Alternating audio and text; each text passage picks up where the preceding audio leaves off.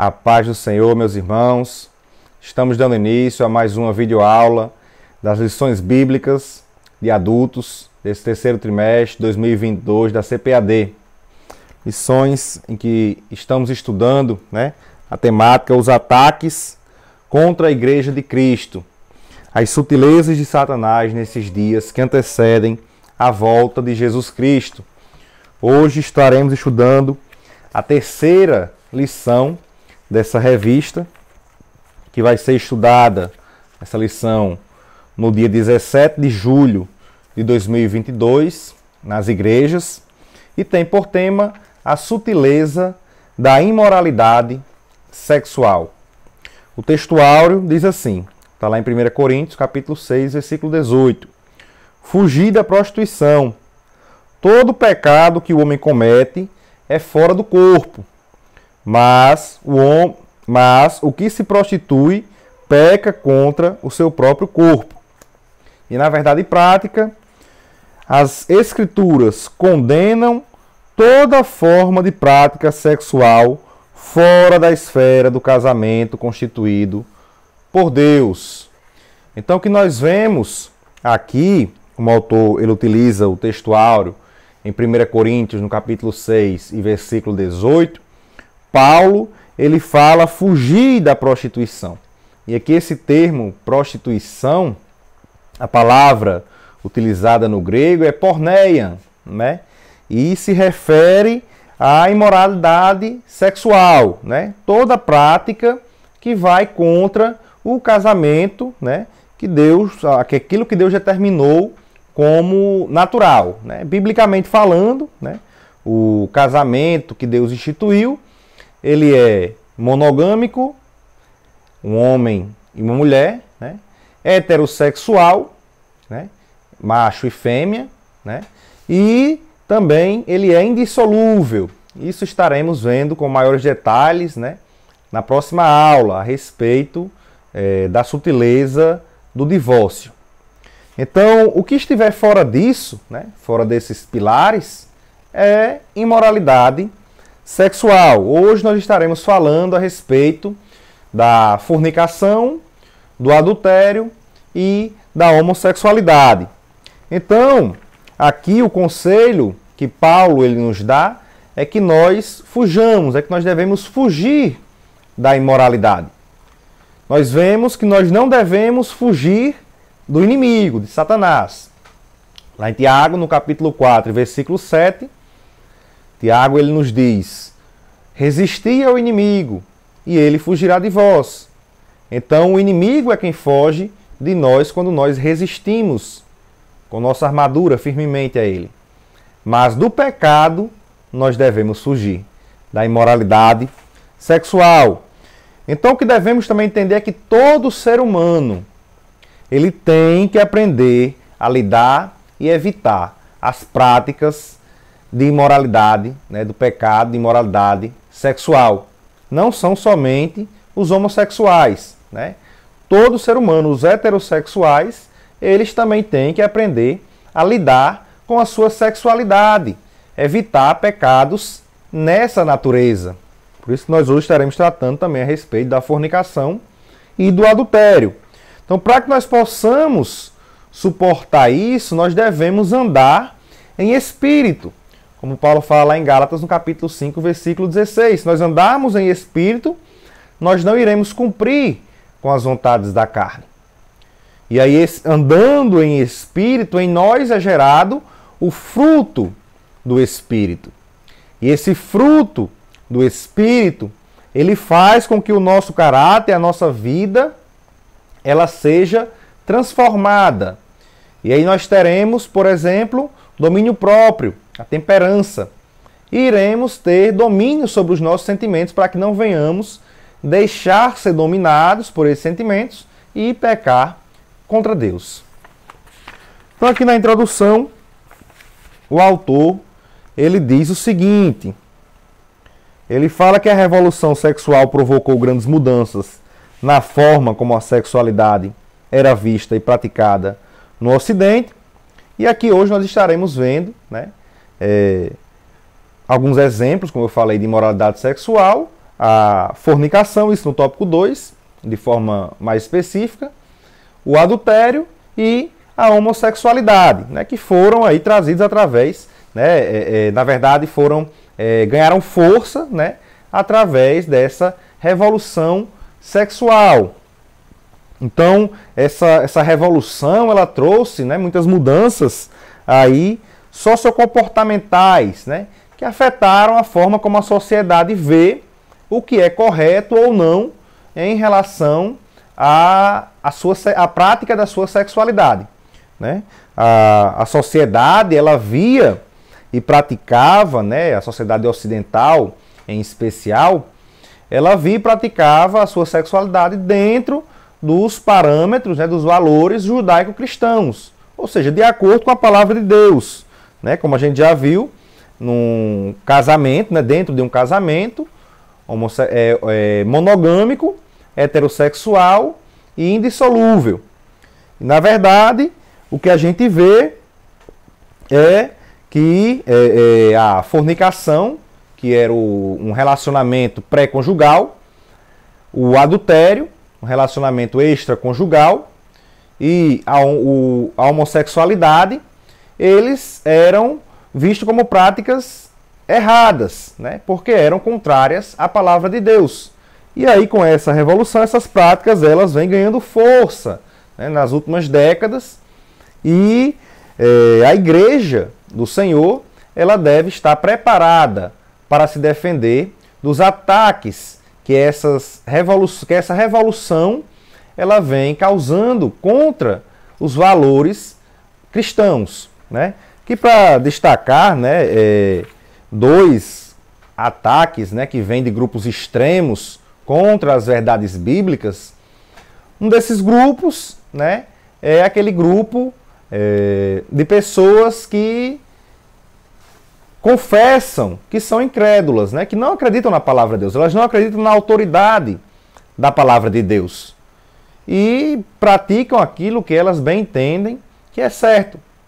E muitos deles atacam, na verdade, as verdades bíblicas, as verdades do Evangelho, tentando fazer com que esses valores cristãos eles sejam desconstruídos e fazer com que as suas práticas de moralidade sexual elas sejam tratadas como algo normal, né? Normalizar essas práticas. E outro grupo também extremo, que nós devemos ter muito cuidado, porque esse é bastante sutil, é daquelas pessoas que se intitulam cristãos, mas fazem a sua hermenêutica ali da Bíblia, de modo a fundamentar aquilo que elas defendem. Aqui nós vemos, por exemplo, pessoas que há dentro das igrejas que tentam normalizar as práticas do adultério, da fornicação, trazendo aí justificativas, né, enganosas e malignas, tentando normalizar isso no meio da igreja.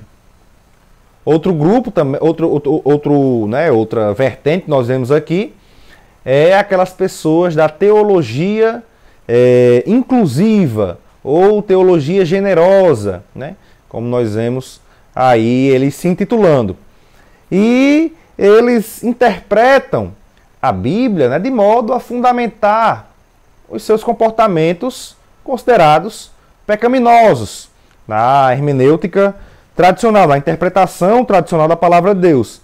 Então eles distorcem o entendimento, né, correto, dizendo que Deus não condena a homossexualidade dentro do casamento. Eles dizem que essa prática, a Bíblia ela não condena, né, que condena de outras formas, mas não assim, distorcendo totalmente o entendimento do Evangelho, né? Essa é a teologia inclusiva. Devemos tomar muito cuidado, porque a interpretação da palavra de Deus ela deve ser feita com base na palavra de Deus e não naquilo que as pessoas acham que ser o certo ou errado, ou em invenções.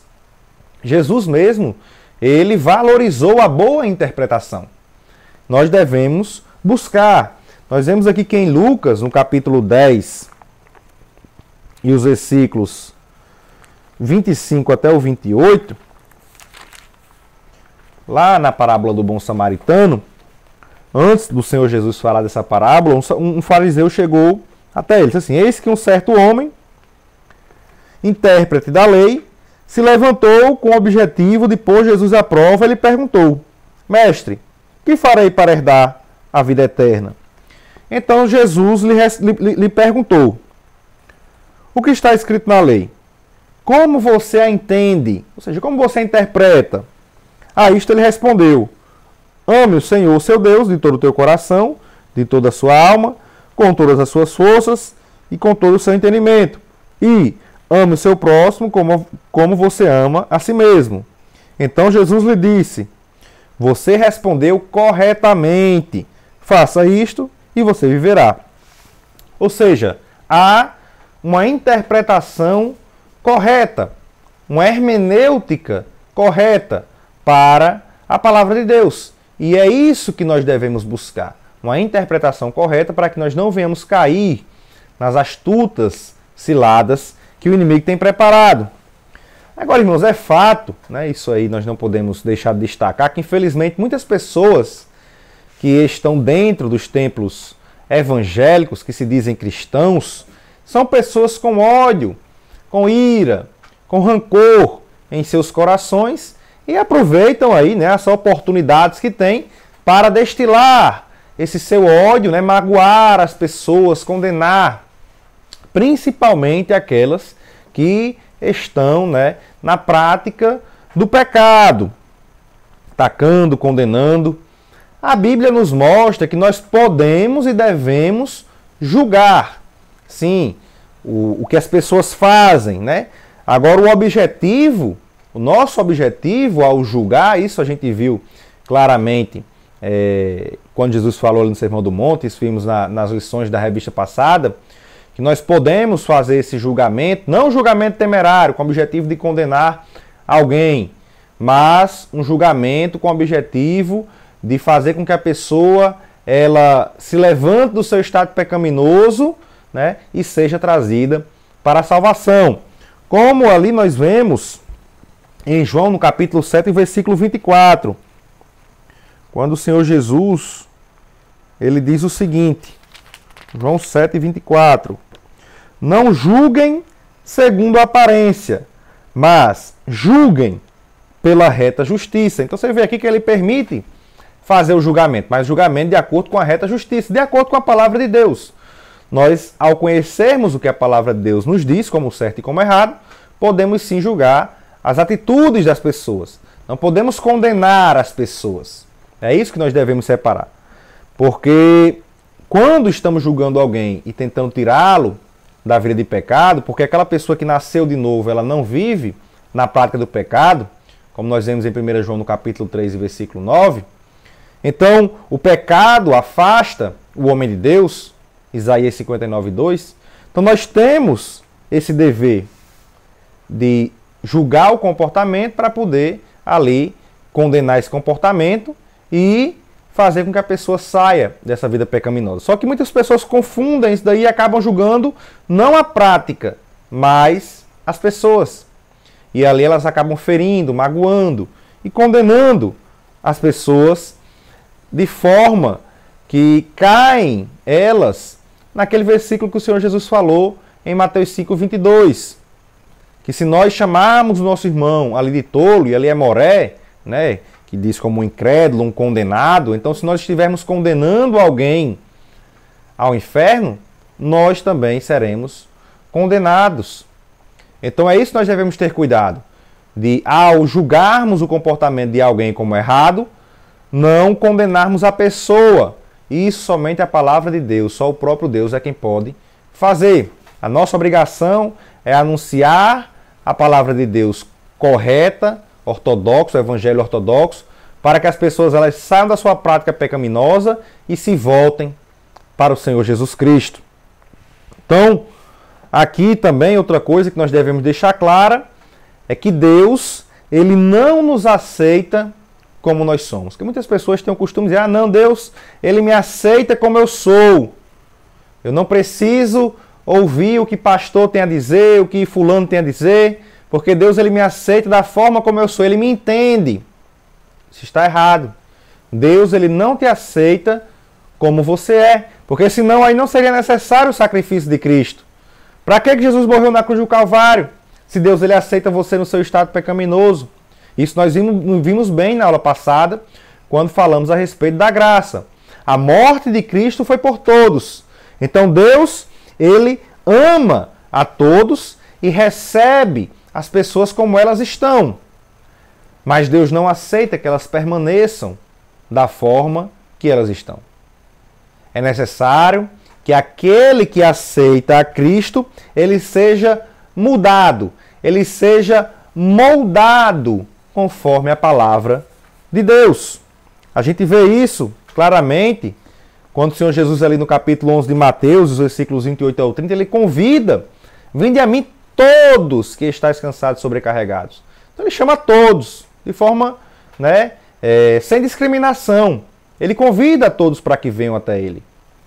Mas você vê que na conversa do Senhor Jesus com Nicodemos, ali no capítulo 3 de João, os versículos 3 e 5, ele diz que não pode ver nem entrar no reino dos céus aquele que não nascer de novo. É necessário nascer de novo. Paulo, em 2 Coríntios, no capítulo 5, versículo 17, ele diz que aquele que está em Cristo é uma nova criatura. As coisas velhas passaram. Tudo se fez novo. É necessário ser moldado. Em Romanos, no capítulo 12, versículo 2, ele também fala que nós não devemos nos conformar com o mundo, nós devemos nos moldar de acordo com o que o mundo age. Mas devemos nos transformar conforme a renovação do nosso entendimento. Quando aceitamos a Cristo, temos uma mente renovada. E essa mente renovada faz com que nós venhamos a ser transformados em uma nova criatura, para que nós saibamos qual a boa, perfeita e agradável vontade de Deus. Então o pecador, seja ele fornicador, adúltero, homossexual, ele pode ser perdoado e limpo pelo sangue de Jesus. Aqui na leitura bíblica em classe, que está lá em 1 Coríntios, no capítulo 6, versículos 15 ao 20.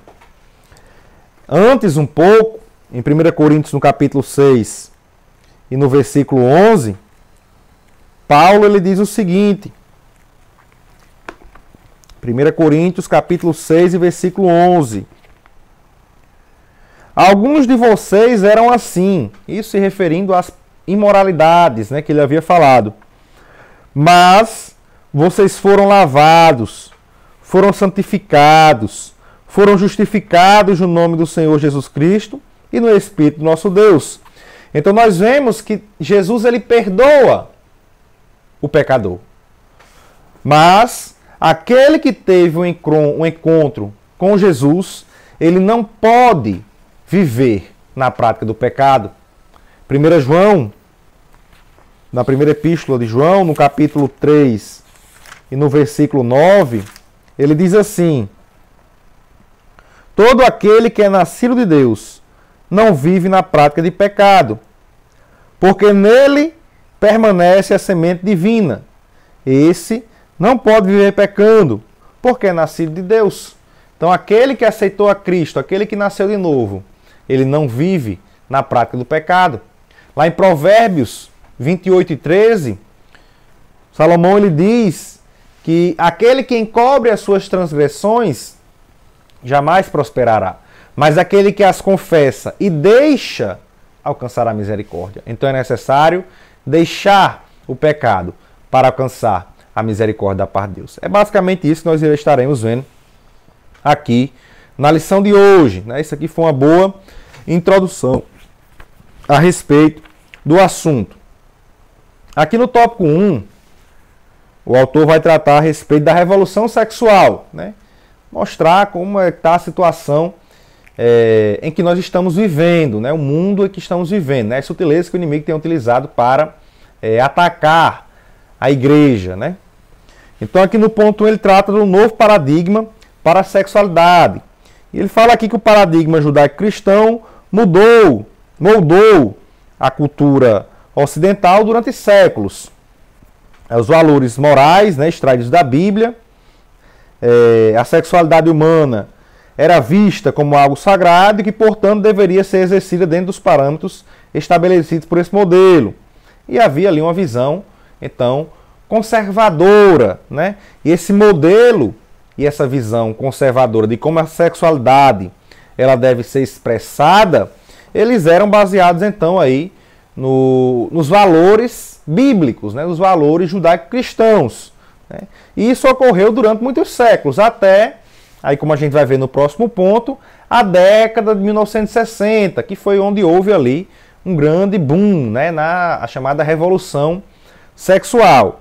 E como a gente já falou, o modelo bíblico é aquele em que a sexualidade ela foi criada por Deus para ser aproveitada dentro de um casamento monogâmico, heterossexual e indissolúvel. Esse é o casamento criado por Deus para que a sexualidade ela fosse aproveitada. Aí aqui no ponto 2, o tópico 1, ele fala a respeito da quebra de um tabu. Esse tabu aí que ele trata como os valores cristãos, né? Os valores judaico-cristãos que a sociedade criou, o paradigma, né? Da sociedade são esses valores judaico-cristãos. E aí, a partir dos anos de 1960, o Ocidente passa por grandes mudanças. Ele fala que com a chegada da TV, a contracepção, nudez em público, formas alternativas de sexualidade, legalização do aborto, elas começaram a ganhar força. Então, dessa forma, a sexualidade, conforme definida pelo cristianismo, passou a ser considerada um tabu a ser quebrado. A partir dos anos de 1980, cresce aí também a indústria pornográfica e muitos, né, dentre os evangélicos, passam a fazer concessões a essa nova moralidade, né, de acordo com o que a sociedade mundana vem ditando. Então, muitos pesquisadores eles mostram aí que a década de 1960 ela foi fundamental para essa chamada revolução sexual, né, que vem aí se desenvolvendo, né, desde essa época, desde essa década de 1960 e causando essas mudanças sociocomportamentais na sociedade. Aí o autor cita aqui, né, a contracepção, a nudez em público, né, outras formas aí alternativas de sexualidade, legalização do aborto, mostrando que tudo isso vem ganhando força a partir dessa época, né? Todas essas ideias vêm ganhando força e a alavancagem inicial foi dada pela TV, né? Pela televisão. E hoje em dia vem ganhando muito mais força com o advento aí das redes sociais, né?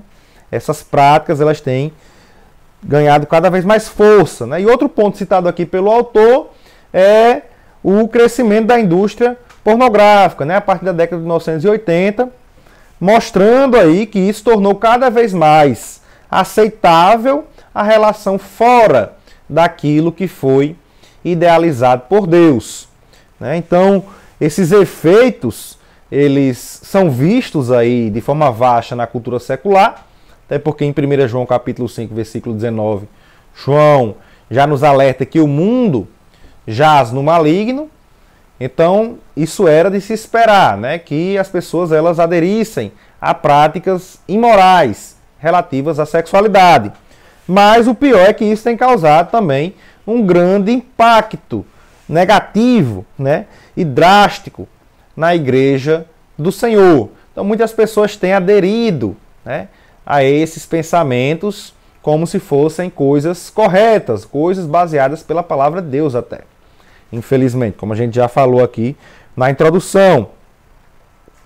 Então aqui, vamos agora para o tópico 2, onde iremos falar das principais distorções da sexualidade sadia, né? Então essa revolução sexual, ela trouxe aí essas mudanças sociocomportamentais, fazendo com que, o que vamos ver aqui agora no ponto 1, a fornicação, no 2, o adultério e no 3, a homossexualidade, venham ser tidas como corretas. Claro também aí que nós temos outras práticas, essas daqui são as que estão em mais evidência, que serão estudadas hoje, mas outras práticas imorais relativas à sexualidade, como estupro, como bestialidade, incesto, pedofilia, né? São práticas também que vêm aí não ganhando tanta força quanto essas, né? Ainda são deixadas de lado, mas já se vê algumas ou outras pessoas aí na sociedade querendo defender algumas dessas práticas, né, como se fossem coisas corretas. Então, a imundícia, ela realmente sexual, né, está tomando de conta da sociedade mundana. Nós, como igreja, devemos estar preparados para enfrentar todas essas adversidades e todas as sutilezas do inimigo que tentam até entrar na igreja com esse tipo de atitude. Então aqui, no ponto, ele fala da prática da fornicação. No contexto evangélico, o termo fornicação passou a ser entendido como a prática não aceita e reprovável do sexo antes do casamento, realizado por pessoas solteiras. Aqui o autor fala que contra o termo grego porneia, né, que é utilizado aí por Paulo em 1 Coríntios 6,18, né, quando eles fugir da prostituição, né, aí alguns botam fugir da fornicação, né. Esse termo porneia, né, ele significa qualquer tipo de ato sexual considerado pecaminoso. Como a gente já falou, né, imoralidades sexuais, né, o termo grego porneia, ele tem esse intuito de mostrar como imoralidades sexuais, né? É até de onde deriva, né, algumas palavras na nossa língua portuguesa, como pornô, pornografia, né?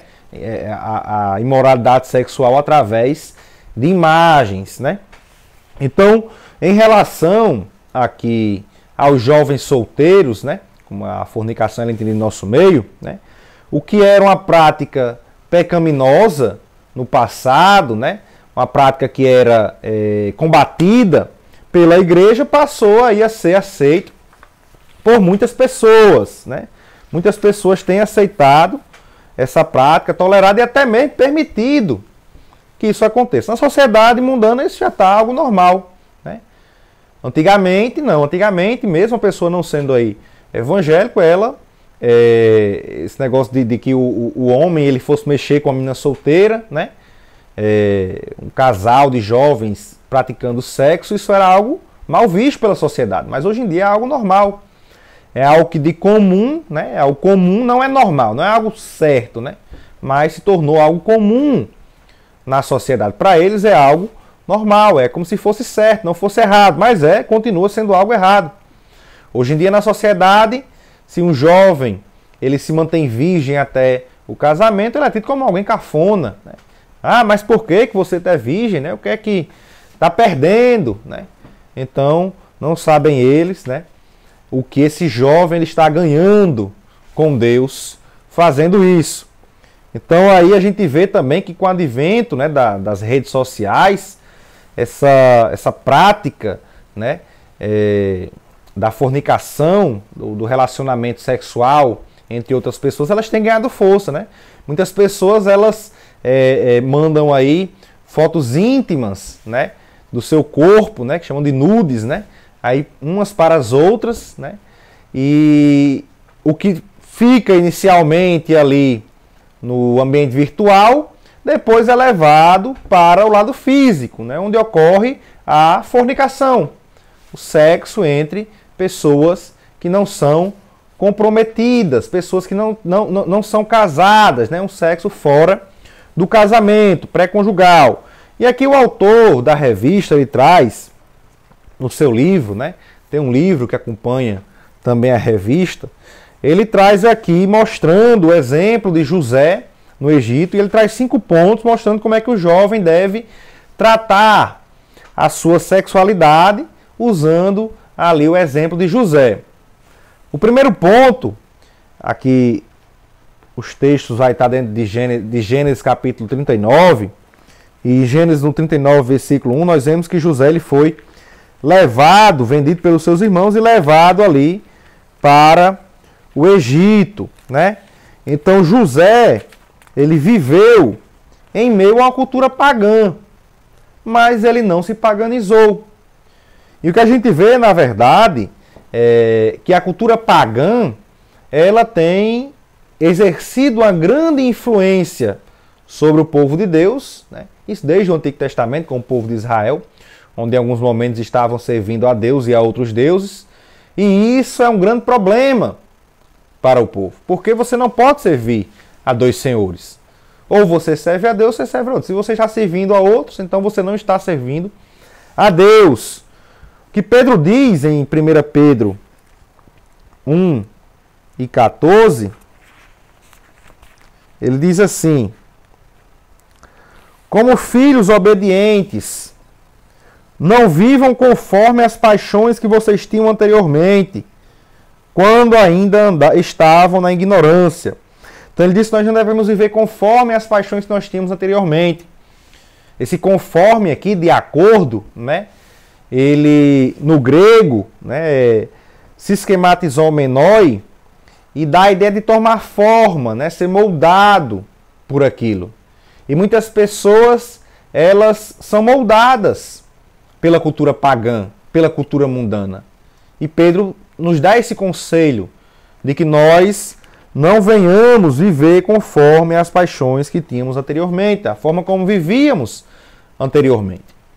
Não podemos ser moldados pela cultura pagã. José, ele conseguiu viver ali no Egito, mesmo em uma cultura pagã, no molde e no modelo de Deus para a vida dele. O segundo ponto que o autor mostra é que José, ele tinha tudo que a cultura mundana admirava, que era a imagem, né? José, ele era visto, a gente vê aqui em Gênesis 39 e no versículo 6, diz assim, ó. José, no final, né, do versículo, José tinha um belo porte e boa aparência, né? No final do versículo 6 fala. Então José tinha uma boa imagem, mas mesmo assim ele não se deixou seduzir por isso. E a gente vive numa sociedade hedonista, né? Numa sociedade que cultua a imagem, cultua aquilo que ela diz ser bonito, né? E muitas pessoas elas têm sofrido emocionalmente, psicologicamente, fisicamente, em busca de ser aceito por outras pessoas quando elas se expõem aí em redes sociais.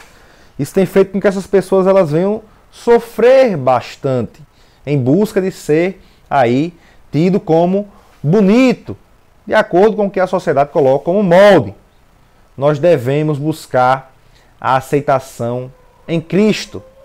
E se nós fugirmos desse modelo e buscarmos a aceitação no mundo, nós iremos cair nas armadilhas sutis que o diabo tem preparado. Devemos ter cuidado, muito cuidado, com a questão de buscar ter uma imagem bonita para as pessoas e muitas das vezes a nossa imagem diante de Deus, ela está totalmente distorcida e acabada. Outro ponto que o autor traz aqui é mostrando que mesmo sendo um homem de Deus, José não estava imune à tentação, como tem no versículo 7. Assim, depois de algum tempo, a mulher de Potifar pôs os olhos em José e lhe disse: venha para a cama comigo. Então, apesar de José ele ser um servo de Deus, ser alguém que buscava viver de acordo com os valores da palavra de Deus, ele não estava sujeito à tentação. E nenhum de nós estamos imunes, na verdade, à tentação. Todos nós estamos sujeitos à tentação. E, na verdade, a tentação ela tem um propósito. E Tiago, quando escreve a sua epístola, no capítulo 1, e nos versículos 2 ao 4, ele diz o seguinte: meus irmãos, tenham por motivo de grande alegria o fato de passarem por várias provações ou várias tentações. Ele pede que as pessoas tenham grande gozo, grande alegria ao passarem por essas tentações, por essas provações, sabendo que a provação da fé que vocês têm produz perseverança. Ora, a perseverança deve ter ação completa, para que vocês sejam perfeitos e íntegros, sem que lhes falte nada. Então a provação, a tentação, ela vem com o intuito de fazer com que nós tenhamos o aperfeiçoamento, o amadurecimento cristão. Esse é o objetivo da tentação. Ser tentado não é pecado. Pecado é ceder ao pecado na tentação. É pecarmos quando formos tentados. Então aqui no ponto 4, o autor ele diz que mesmo vivendo em uma cultura pagã, José possuía sólidos valores morais e espirituais. Está lá em Gênesis, no capítulo 39 e no versículo 9. Não há ninguém nesta casa que esteja acima de mim. Ele não me vedou nada, a não ser a senhora, porque é mulher dele. Como, pois, cometeria eu tamanha maldade e pecaria contra Deus? Então a gente vê que José, ele apesar de ter sido tirado ali dos seus pais, ele escutou os ensinamentos a respeito de Deus que os seus pais haviam lhe passado e guardou isso consigo. Então ele teve ali os seus valores morais solidificados e isso fez diferença ali no Egito. Se José não tivesse esses valores morais enraizados e praticasse esses valores morais, a sua história teria sido totalmente contrária ao que aconteceu. Outro ponto que o autor coloca também aqui a respeito de José, outro ponto, é que José, mesmo sendo um homem de Deus, ele fugiu da tentação. Está no versículo 12 do capítulo 39 de Gênesis. Então ela o pegou pela roupa e lhe disse: venha para a cama comigo. Ele, porém, deixando a roupa nas mãos dela, saiu, fugindo para fora. Então José ele tinha de tudo ali para se render àquele pecado. Mas ele preferiu agradar a Deus. Ele preferiu não pecar contra Deus. E ali só tinha uma alternativa para ele, que era fugir. E foi isso que ele fez. Ele fugiu. A gente nunca vai vencer a imoralidade sexual se nós não sairmos do território do inimigo. Se José tivesse permanecido ali, ele não teria vencido a imoralidade sexual. Porque nós somos carne. E ali, com certeza, os hormônios de José estavam ali à flor da pele. Então, ele sabendo que se ele permanecesse ali naquele local, ele iria pecar contra Deus, a alternativa dele foi fugir, correr. Então, diante da imoralidade sexual, nós devemos seguir o conselho que Paulo deu. Os jovens, principalmente, devem seguir o conselho que Paulo deu, que é fugir da imoralidade sexual, para que eles não ultrapassem os seus limites. Né?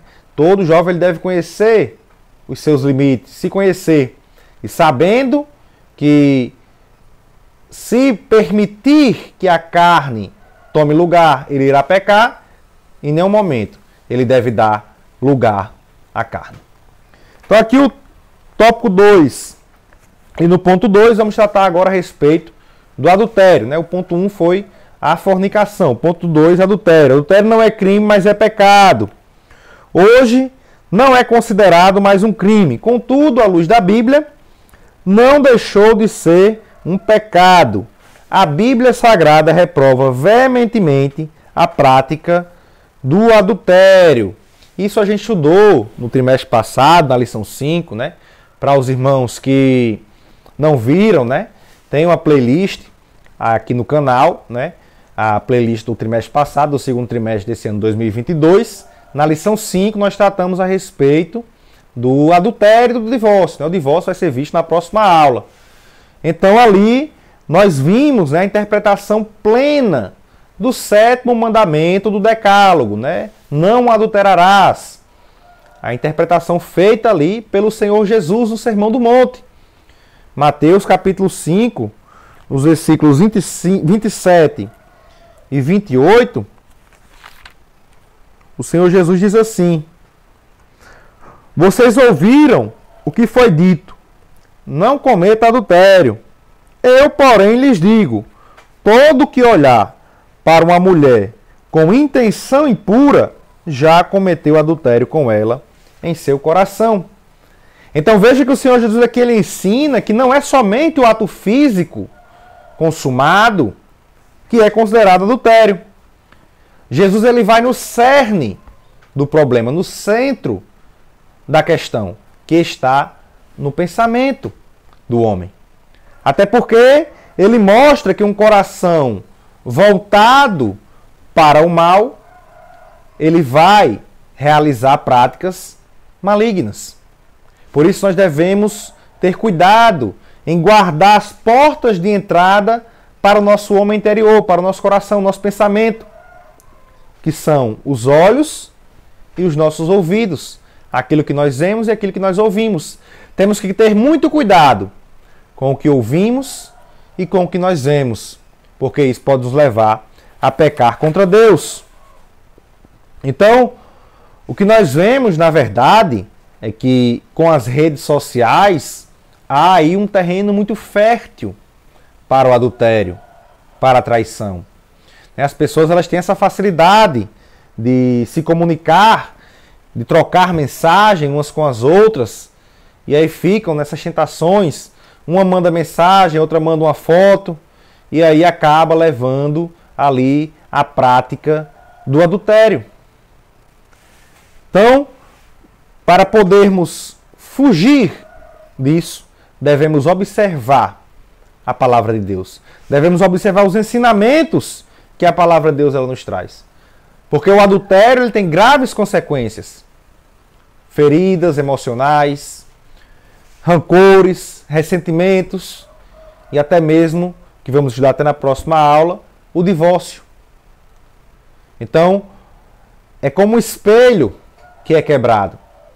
Você não consegue mais juntar ali os pedaços. Assim é o adultério. Essas são as consequências que o adultério ele promove. Aqui também no livro o autor ele traz 5 pontos, né, em relação ali ao capítulo 5 do livro de Provérbios, para mostrar ensinamentos de como se proteger contra o adultério. Né? No livro ali de Provérbios, Salomão ele traz ensinamentos importantíssimos a respeito da prática do adultério, né? Os malefícios causados pela prática do adultério, da imoralidade sexual. E aqui ele mostra, né, no primeiro ponto, que a proteção para o adultério consiste em criar filtros. Em Provérbios, no capítulo 5 e no versículo 3, diz o seguinte: porque os lábios da mulher imoral destilam mel, e as suas palavras são mais suaves do que o azeite. O que tem feito muitos casais terem relacionamentos extraconjugais, na verdade, é a falta de afetividade que há entre o casal. E uma forma de se combater isso é fazer com que haja, né, a demonstração de afeto ao companheiro, de amor, de afeto, de carinho, de companheirismo, para evitar que essas brechas elas sejam abertas. Então, tendo isso no seu companheiro, a pessoa ela vai conseguir filtrar aquilo que vem como um elogio para ela. Né? Quando alguém elogiar, ele vai saber diferenciar se aquilo é algo que a pessoa está elogiando de forma simpática ou se é uma tentação. Né? E ali isso vai servir como filtro, né? Vai saber filtrar os elogios que vêm de terceiros. Outro ponto aqui que o autor traz no livro de Provérbios, está no Provérbios 5, versículo 4, onde diz: mas o seu fim é amargo como fel e cortante como uma espada de 2 gumes. E ele diz que a proteção para o adultério é saber que ele terá consequências danosas. Veja que as palavras da mulher imoral, ela é suave, né? Elas são palavras que destilam mel, suaves como o azeite. Mas ele diz que o fim é amargo, como o fel. Então aqui nós vemos que muitas das vezes as pessoas elas cometem o adultério, elas pecam sem pensar nas consequências. Nós somos livres para escolhermos aquilo que nós queremos fazer, mas não podemos escolher as consequências dos nossos pecados. Então, o adultério ele tem graves consequências. A prática, ali inicialmente, ela pode parecer algo bom aos olhos do pecador, mas as consequências, elas são consequências drásticas. Terceiro ponto, ele fala que a proteção para o adultério não está apenas em não lhe dar lugar, mas evitar entrar no seu território ou espaço. Está aqui no versículo 8 do capítulo 5. Afasta o seu caminho dessa mulher, não se aproxime da porta da casa dela. Aqui Salomão nos mostra que nós devemos evitar a intimidade, né? Dar intimidade a quem não se deve. Nós devemos evitar também entrar em espaços que não pertencem a gente. Até porque um relacionamento, um casamento, ele foi feito para ser vivido a dois e não a três. Então, quando acontecer algo no casamento, né, algo íntimo ao casal, não deve sair aí contando para, é porque é meu melhor amigo, é minha melhor amiga. Isso pode levar à prática do adultério. Devemos ter muito cuidado com isso. Aqui outro ponto, ele mostra que a proteção para o adultério está em manter uma vida disciplinada. Aqui no versículo 12 do capítulo 5 de Provérbios, ele diz assim: então você dirá, como foi que eu pude odiar o ensino? E por que o meu coração desprezou a disciplina? Então vemos aqui que um casal, ele deve ter uma vida disciplinada. Disciplinada no sentido de sempre ali o cônjuge estar buscando abraçar o seu marido ou a sua esposa, beijá-lo, convidá-lo para jantar, sair os dois juntos ali para jantar, viajar.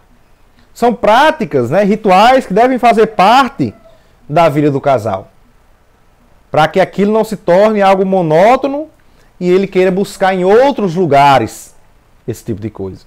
É algo que são rituais, né, que são necessários para que o relacionamento ele seja sadio. Então são coisas simples, como um abraço, como um beijo, como um afeto, como um carinho, sair para jantar. Não precisa ser no restaurante chique, pode ir na lanchonete, que estiver ao seu alcance. Mas são práticas que devem ser realizadas. Eu mesmo sempre tenho o costume de sair com a minha esposa para jantar. Era algo que nós fazíamos quando namorávamos e que pretendemos fazer, continuar fazendo enquanto casados. Quando éramos solteiros, viajávamos assim, quando eram em grupos. Agora podemos sair e viajar só nós dois para outros lugares. E é algo que nós gostamos de fazer. Então busque fazer com o seu companheiro, com o seu cônjuge, aquilo que vocês gostam de fazer juntos. Isso vai fortalecer o relacionamento. É uma disciplina que deve ser posta em prática.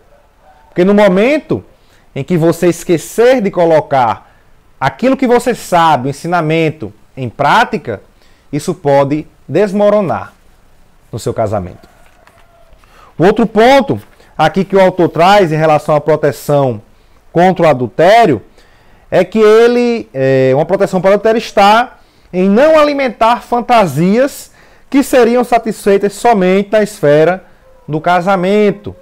Aqui no versículo 15 do capítulo 5. Beba a água da sua própria cisterna e das correntes do seu poço. Então, beba a água da sua própria cisterna e das correntes do seu poço. Não é na do outro. Então, nós devemos atentar, porque tem aquele ditado, né? A grama do vizinho é mais verde. Muitas pessoas elas vão com esse entendimento, pensando que isso realmente é verdade.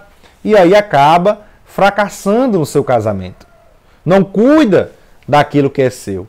Não bebe na sua cisterna, nas correntes do seu poço.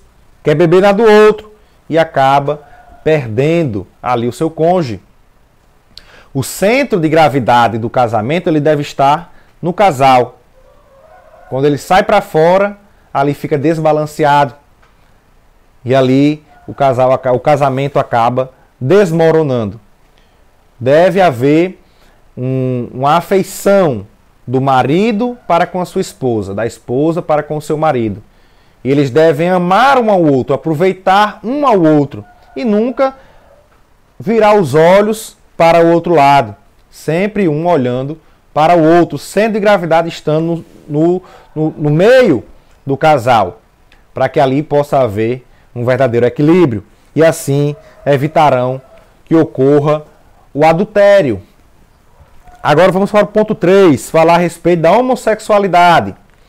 A homossexualidade é uma contradição da ordem natural. E aqui o autor diz que os cristãos que têm na Bíblia sua única regra de fé e prática, né, compreendem a homossexualidade como um comportamento adquirido e não como um determinismo biológico. Nós vamos fazer essa comparação do determinismo biológico com comportamento adquirido.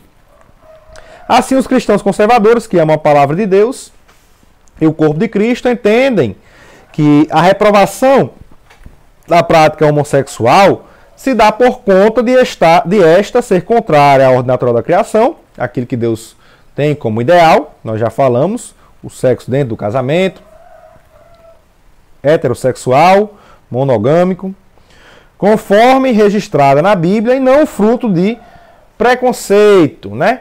Então aqui nós reprovamos a prática e não somos preconceituosos para com a pessoa que pratica. Isso aqui a gente já falou um pouco também na introdução. Então aqui o determinismo genético, o determinismo biológico é um argumento utilizado, né, para defender a prática homossexual, onde eles dizem ali que uma pessoa ela já nasce homossexual e não há nada que se possa fazer. Aí aqui no livro o autor ele traz uns comentários, né, como do Dr. Robert Gagnon e também do John Tay. E aí ele fala que o Robert Gagnon, que até ele traz aqui também na lição, falando a respeito da questão dos gêmeos, né? E Gagnon, no seu livro A Bíblia e a Prática Homossexual, Textos e Hermenêutica, ele vai mostrar, né, que se de fato a homossexualidade ela fosse genética, os gêmeos idênticos eles seriam também os dois homossexuais. E a gente sabe que na prática não é bem assim. Às vezes acontece de gêmeos idênticos, um ser homossexual, ter o comportamento homossexual, e o outro não ter esse comportamento. Então, se fosse geneticamente, né, se houvesse esse determinismo genético para orientação homossexual, os dois teriam essa orientação, os dois seriam homossexuais. E não é isso que acontece. Então aqui ele mostra, né, na prática, né, que a homossexualidade ela não é genética. É um dos exemplos que ele traz ali no seu livro. Já o Dr. John Tay, né, que é um geneticista com doutorado em genética, ele fez um apanhado aí de vários estudos e mostrou que carecem, né, de fundamentação científica. Ele tem um livro aí do Dr. John Tay, que é o livro Nascido Gay. Existem evidências científicas para a homossexualidade? É o livro do Dr. John Tay, né, para os irmãos que quiserem aí adquirir. E aí ele conclui que os fatores genéticos eles são muito menos importantes do que os fatores ambientais como causa da homossexualidade. Portanto, então assim, aquelas pessoas que dizem, eu nasci assim e eu não posso mudar, eles não estão dizendo a verdade, né? Então, o Valdeci Santos, né, no seu livro Uma Perspectiva Cristã sobre a Homossexualidade, ele vai mostrar que essa falta de comprovação do determinismo biológico, do determinismo genético, ele favorece o entendimento de que a homossexualidade ela é um comportamento ou uma preferência adquirida. E aí ele mostra que a raiz, né, o surgimento dessa prática homossexual, ela pode ser entendida como a de qualquer outro pecado, né? Até porque o pecado ele é um ato de rebelião, de desobediência contra Deus, né? Nós vemos em 1 João, no capítulo 3 e e nos versículos 8 e 9, 1 João 3, 8 e 9 diz assim: aquele que pratica o pecado procede do diabo, porque o diabo vive pecando desde o princípio. Para isso se manifestou o Filho de Deus, para destruir as obras do diabo. Todo aquele que é nascido de Deus não vive na prática do pecado, porque nele permanece a semente divina. Esse não pode viver pecando, porque é nascido de Deus. Então todo aquele que pratica o pecado, ele está ali em desobediência a Deus. É aquela pessoa que não está em Deus, que está rebelde contra Deus. Se rebelou contra o Senhor. Então, isso é a raiz, né, para todo o pecado, inclusive o pecado da homossexualidade. Então, essas tentações que vêm, né, para fazer com que a pessoa ceda ao pecado, elas podem vir de forma externa, como ocorreu ali no Jardim do Éden, por exemplo, né? A serpente ela veio externamente e tentou ali a Eva. O caso, por exemplo, de Davi com Batseba, lá em 2 Samuel, capítulo 11, né, onde Davi estava ali e viu, né, Batseba, ou seja, uma tentação externa, e também existem as tentações internas, né? Tiago fala a respeito disso no capítulo 1 e nos versículos 14 e 15, onde ele diz que, ao contrário, cada um é tentado pela sua própria cobiça, quando esta o atrai e seduz. Então, a cobiça, o desejo, né? Isso é algo interno, depois de haver concebido, dá à luz o pecado, e o pecado, uma vez consumado, gera a morte. Então, essas tentações, elas podem vir de forma externa e de forma interna, dentro do ser humano. Então, essa prática homossexual, né, a prática da homossexualidade, ela é um comportamento adquirido, seja por influência do meio, né, de algo externo, ou por decisão íntima e individual da pessoa. É como qualquer outro pecado. Ele pode vir por uma tentação externa, do meio, da sociedade, ou por uma cobiça, um desejo interno. Então, o que nós devemos ter em mente, na verdade aqui, é que isso não é uma questão simples, né?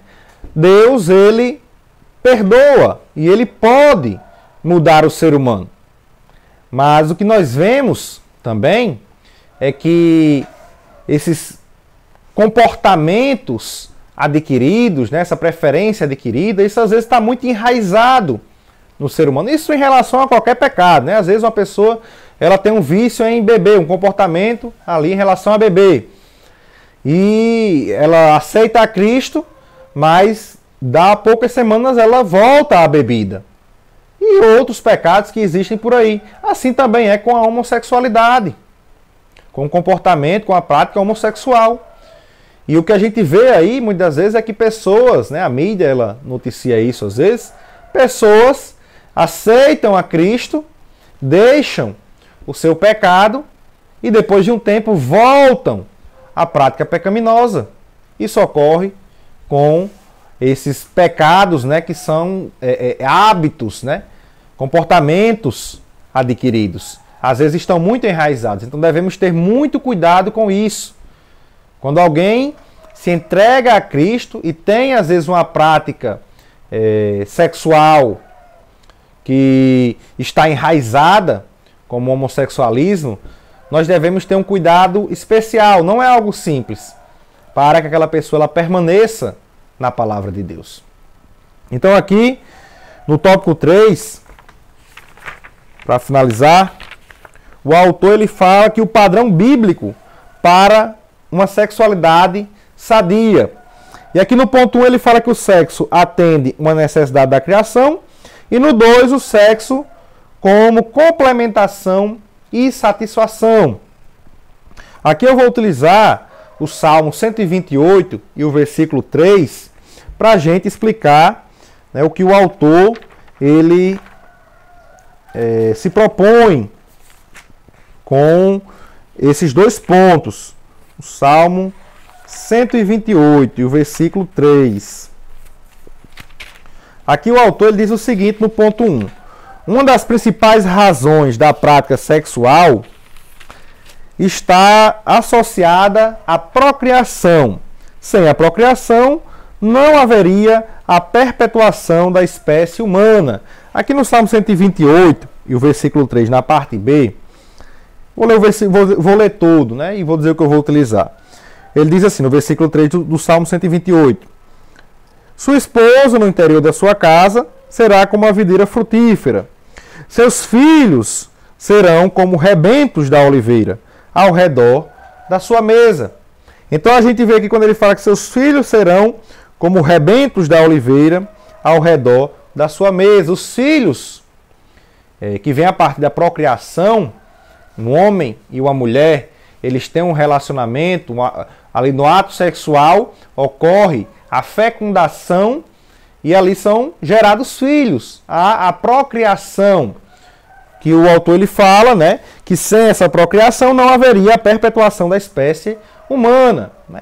Se não houvesse o macho e a fêmea conforme Deus criou inicialmente, se fosse homem com homem, mulher com mulher, não teria como haver a procriação. Então aqui nós vemos que os filhos eles são bênçãos do Senhor, são herança do Senhor.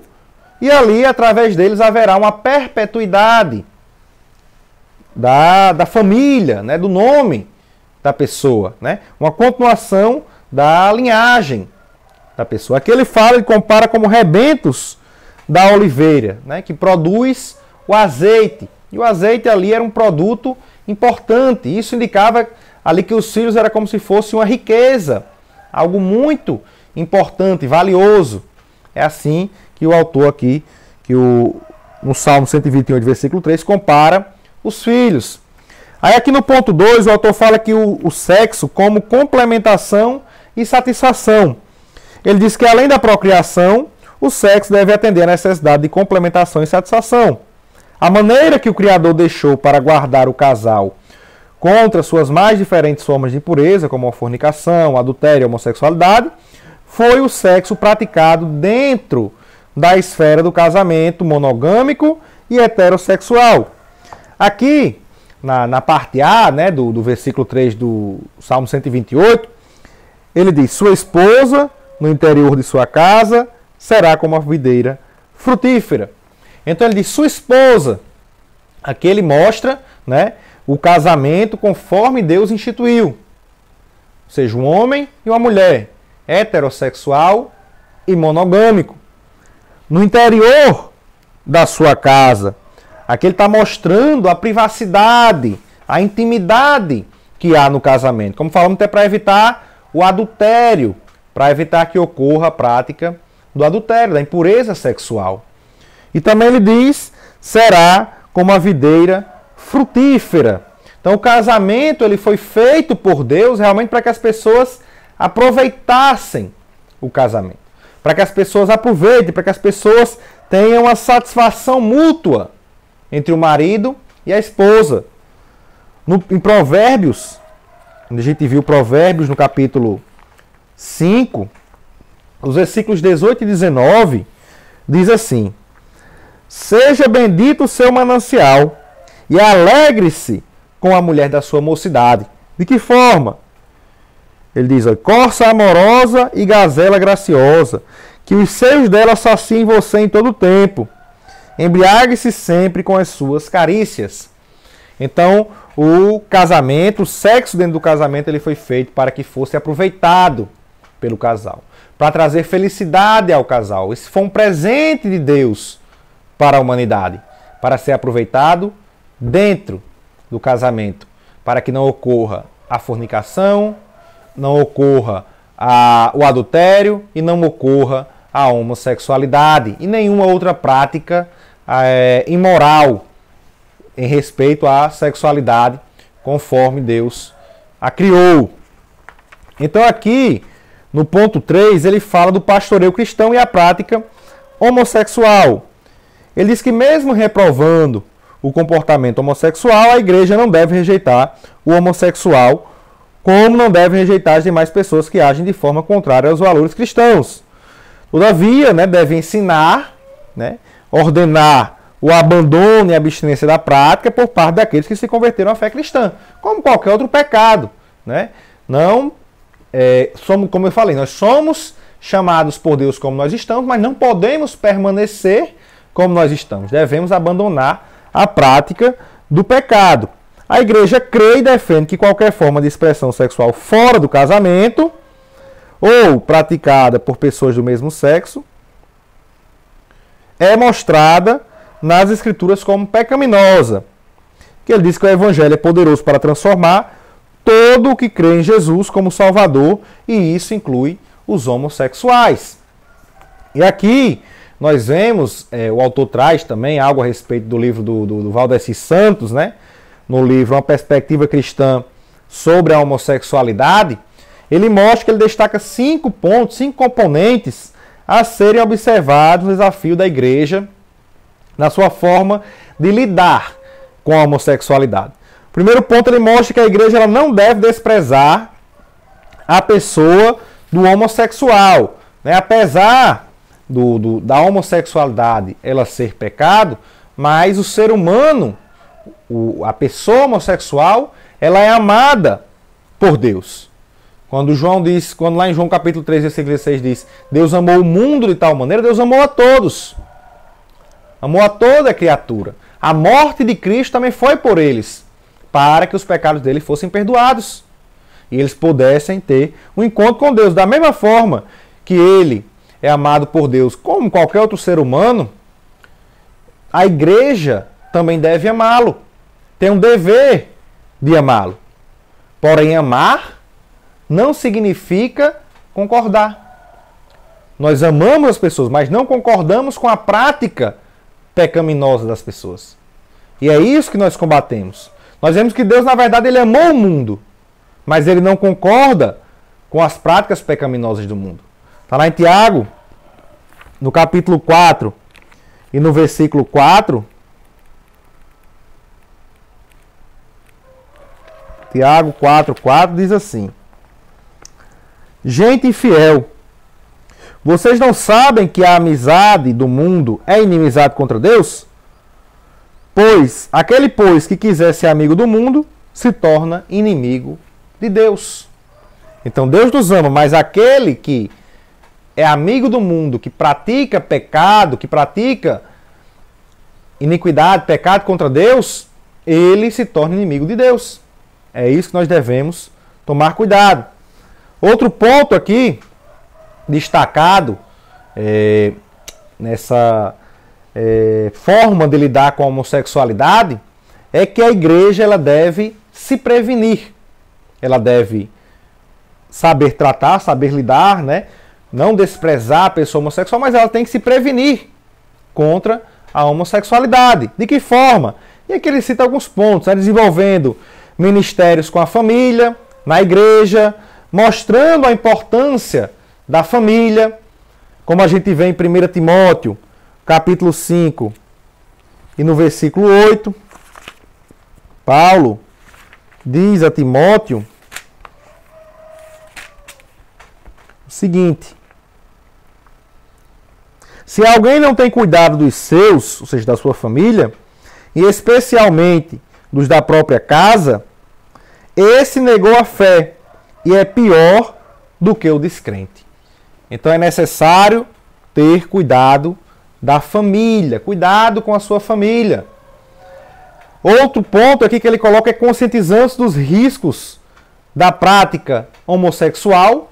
Deve haver na prevenção, né, essa conscientização dos riscos da prática homossexual como uma prática pecaminosa. E ele fala também que devemos discipular toda a família para que eles não somente professem que acreditam no Evangelho, mas que eles vivam as verdades do Evangelho, evitando assim que a homossexualidade ela entre dentro do seu lar. Outro ponto importante que ele destaca nessa forma de lidar com a homossexualidade é ressaltar a importância da masculinidade e da feminilidade. Isso tem sido bastante atacado em nossos dias com a questão da ideologia de gênero. Nós devemos mostrar que Deus ele criou macho e fêmea. E isso é uma bênção que deve ser cultivada. Porque, como já falamos, é a forma até de haver uma procriação. Porque somente o macho com a fêmea faz com que haja isso.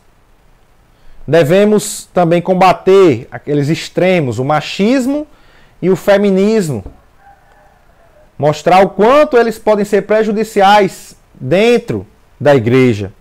E dessa forma, a gente vai evitar com que surjam aquelas pessoas neutras no meio da igreja. Né? Aquelas pessoas, mas eu não sei em que acredito, e elas acabam sendo levadas aí por qualquer vento de doutrina. Devemos ensinar para que não haja esse tipo de pessoas. E aí outro ponto também que ele fala é a questão da valorização dos filhos. Que muitas pessoas hoje em dia acabam desvalorizando a procriação, né? De ter filhos, dizendo, vai acabar com meus projetos pessoais. Filhos são bênçãos, são herança do Senhor. Eles não são empecilhos para realização de projetos pessoais. São bênçãos que o Senhor nos dá. E outro ponto que ele fala é que a igreja deve ter testemunho. Isso aqui é muito importante, porque é o zelo que a igreja mostra, né, para com os valores morais cristãos. E uma igreja mundana, ela não pode alcançar as pessoas que necessitam do evangelho. Uma igreja que deixou de ser sal, uma igreja que deixou de ser luz, ela não consegue temperar o mundo, ela não consegue iluminar o mundo para que eles vejam Cristo. Então a igreja ela tem que cuidar primeiramente internamente da sua santificação, para que não seja pega em prática pecaminosa, para que aí sim elas possam alcançar externamente as pessoas que precisam de Cristo, aí com honestidade, para que não caia como no ponto lá de João, no capítulo 8, quando fala da mulher adúltera, que as pessoas levaram aquela mulher adúltera ali até Jesus, mas estavam também em práticas pecaminosas. Por isso, quando Jesus falou, todos foram saindo, porque estavam também em prática pecaminosa, alguns talvez ali até na mesma prática daquela mulher. E ali é importante também ressaltar aqui que Jesus disse que não a condenava, como os outros não condenaram, mas ele não a despediu de qualquer forma. Ele disse, vai e não peques mais. Então, Jesus ele nos recebe, ele nos dá oportunidade de salvação, mas ele não quer que a gente permaneça na prática do pecado.